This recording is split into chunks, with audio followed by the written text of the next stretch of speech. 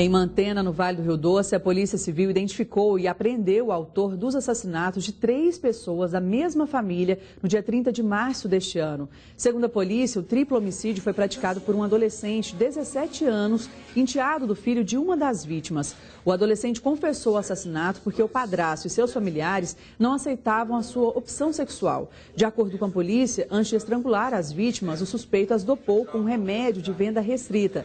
Depois, um casal de idosos e uma mulher de 39 anos foram assassinados. Inaugurada hoje a estátua de Tiradentes no Espaço Democrático José Aparecido de Oliveira, na Assembleia Legislativa de Minas Gerais. Obra do artista plástico Léo Santana, que não escondia o orgulho pela responsabilidade da obra a ser esculpida. A responsabilidade é um pouco de nervosismo também, mas eu acho que no final vai sair uma coisa boa. Solenidade realizada no Espaço Democrático da Casa Legislativa, que recebeu alunos do Colégio Tiradentes, oficiais da Polícia Militar, além de autoridades do Poder Legislativo. Coube ao presidente da Assembleia, deputado Diniz Pinheiro, acompanhado do chefe do Estado-Maior da Polícia Militar, o descerramento da placa de homenagem a Tiradentes. Tiradentes foi o grande mártir da nossa liberdade. E Minas tem esse nome, liberdade. Liberdade se chama Tiradentes.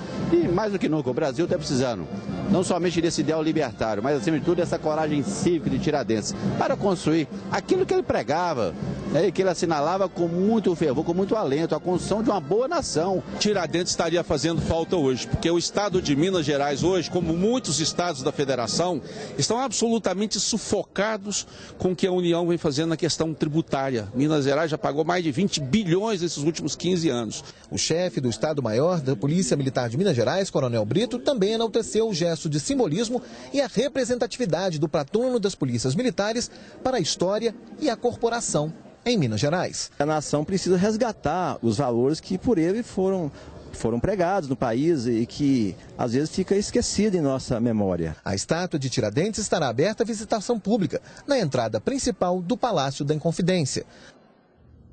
E como acontece tradicionalmente, todos os anos, no dia 21 de abril, 240 homenageados receberam a Medalha da Inconfidência, a maior comenda concedida pelo Estado de Minas Gerais.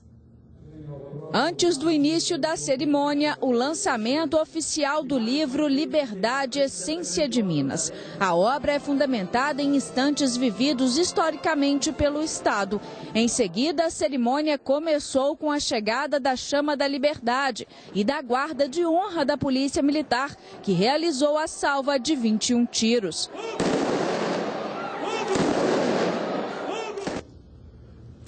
Carlos Lindenberg, durante a reportagem a gente iria mostrar um probleminha, mas a gente iria mostrar o discurso de Aécio Neves, que pediu mais uma vez a CPI da Petrobras e foi essencialmente político. Que tom é esse que você acompanhou aí também durante a entrega da Medalha da Inconfidência? Boa noite, Monique. Boa noite. Na verdade, foi a oportunidade que o senador Aécio Neves teve, que ele procurou, para fazer um discurso de um tom muito forte. Foi um tom que fugiu um pouco à média que se costuma ouvir em Tiradentes, em Ouro Preto. Ele falou dos 30 anos das diretas já, pegou como gancho isso, e falou fortemente contra o governo. Pediu reformas, falou do problema da saúde, da educação, da confiança dos mercados. Foi um discurso nitidamente de oposição. Uma plataforma, de certa maneira, para a campanha eleitoral que ele vai enfrentar daqui por diante. E em relação à CPI da Petrobras, alguma novidade hoje? Não, a CPI da Petrobras, houve uma judicialização dessa questão. O assunto está com a ministra do Supremo Tribunal Federal, Rosa Weber. Ela ficou de dar uma decisão ainda hoje, mas até agora há pouco não havia dado ainda.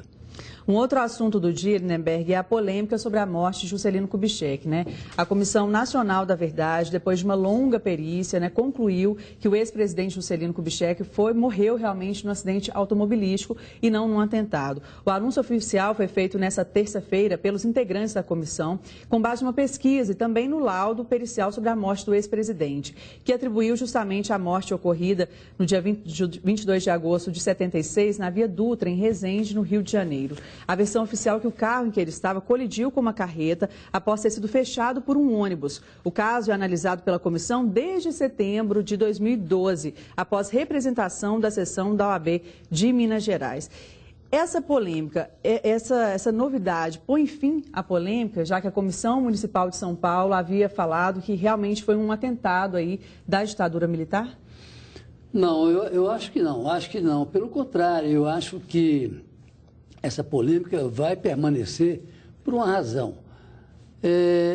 O mito é muito maior do que o homem. Então, mesmo que a Comissão Nacional da Verdade tenha estabelecido hoje que o presidente Juscelino Kubitschek morreu por acidente e não por um atentado, ainda assim, essa polêmica vai continuar. Há aqueles que vão... É como o caso do Kennedy lá nos Estados Unidos. É uma atmosfera que se cria, né? Se cria uma atmosfera e isso não há como você dizer, olha, encerra-se o caso, bota-se uma pedra em cima disso. A polêmica vai continuar. O fato histórico vai estar determinado, evidente. O presidente Juscelino Kubitschek morreu por acidente e não por atentado. Mas esse é o fato histórico, né? O mito continua e a polêmica também. Tá certo, muito obrigada. Boa noite para você. Boa noite. Na série especial de Malas Prontas, você conhece agora a cidade histórica de Mariana de uma forma diferente e um dos instrumentos mais antigos existentes em funcionamento no Brasil. É só olhar as construções, as igrejas e até as ruas para perceber que a tradição barroca está em tudo quando o assunto é Mariana. A cidade está localizada na região central do estado, a 112 quilômetros de Belo Horizonte. E o som deste instrumento conta parte desta história. A Catedral da Sé foi a escolhida para receber um órgão único, com mais de 300 anos de história. Ele é um instrumento único fora da Europa. Ele é um instrumento que tem uma grande porcentagem de som do século XVIII. E faz, assim, um diálogo entre a cultura nossa, tão latina, e a cultura do norte da Alemanha, que é da onde o órgão vem. Além do barroco, o ouro ajuda a contar a história de Mariana. E é na Mina da Passagem, uma das maiores minas de ouro abertas à visitação do mundo, que o público pode acompanhar de perto um pouco da história da mineração em Minas Gerais. As primeiras escavações na Mina da Passagem datam de 1719. Ao todo, 35 toneladas de ouro foram retiradas daqui. Os atuais proprietários até começaram a explorar a mina, mas descobriram um novo filão: o turismo. É por meio de um trolley que os visitantes descem os 120 metros para chegar à mina. O carrinho sobre trilhos é o mesmo que era utilizado pelos mineradores há mais de 200 anos. Na mina é possível conhecer as galerias e até um lago formado pelo lençol freático. Trabalhador da mina há quase 40 anos, Antônio Serra atuou na mineração, mas prefere a atividade turística. Bem melhor, que a gente tem mais contato com as pessoas, né? Contar um pouco de história para eles, eles agradam muito, eles acham muito legal. Muito bom o passeio e tem bastante coisa para ser vista aqui e recordar. O nosso passeio termina em Amarantina, distrito da cidade vizinha de Ouro Preto.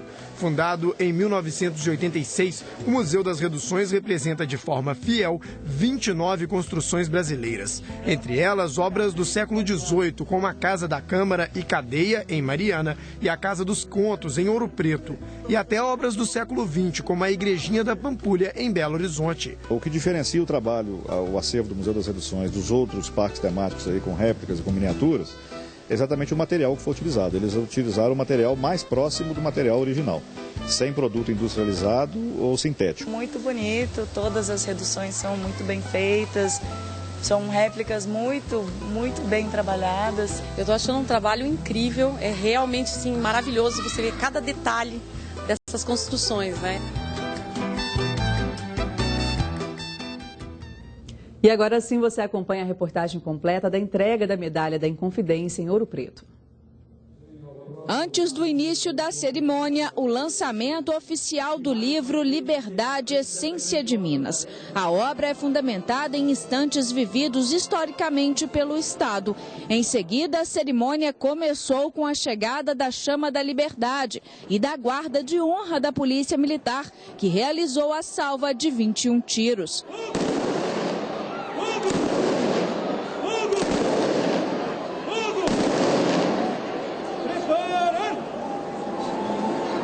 O governador Alberto Pinto Coelho, acompanhado do senador Aécio Neves, orador oficial da cerimônia, passou em revista a guarda e, ao toque do silêncio, foi feita a homenagem a Tiradentes.